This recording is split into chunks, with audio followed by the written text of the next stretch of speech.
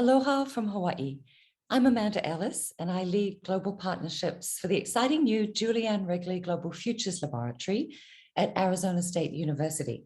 I'm also professor of practice at Thunderbird School of Global Management and just thrilled to be co-chair for the International Leadership Association's annual conference in Geneva this year.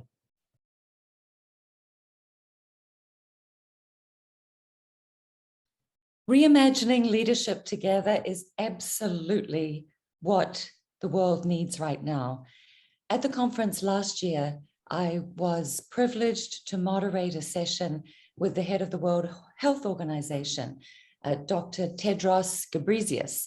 And as he pointed out, COVID-19 is not just a health challenge, it's a leadership challenge. And we look at the crises we are experiencing right now. The recent IPCC report, Code Red for Humanity, the highest number of refugees since World War II, and of course, the crisis currently in Afghanistan. Reimagining leadership together could not be more important. The ILA has such a critical role to play because it is a big global community that brings together a whole range of special expert groups. And I myself am very involved with both sustainability and the women's leadership group, but there are so many more we need to draw on. The Indigenous group and others play such a critical role in our being able to come together, look at today's complex problems, and figure out how together we can really reimagine the kind of positive, just, and regenerative global futures we need to save our planet and all of us.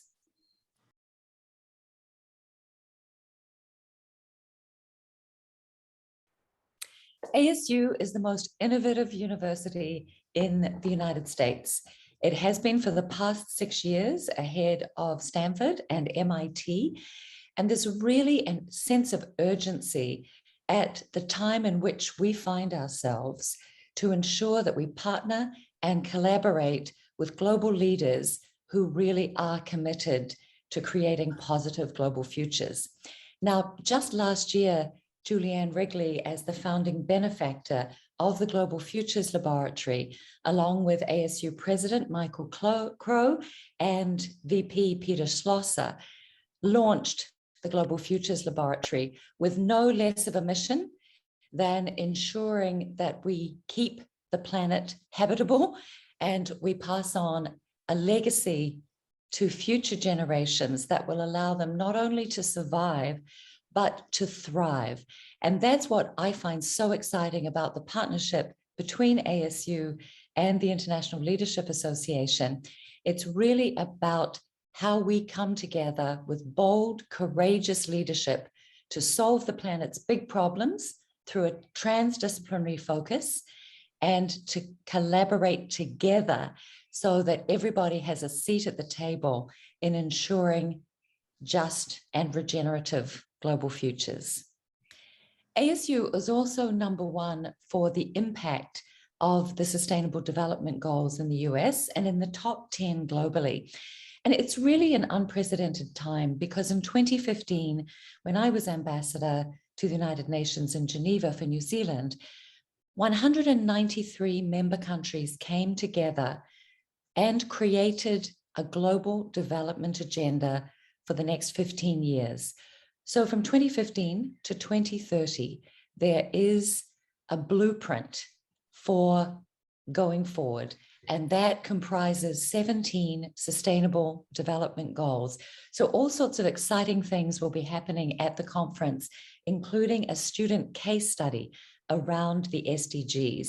And we're bringing 5 students with us, sustainability graduate students from ASU, who will be participating in that.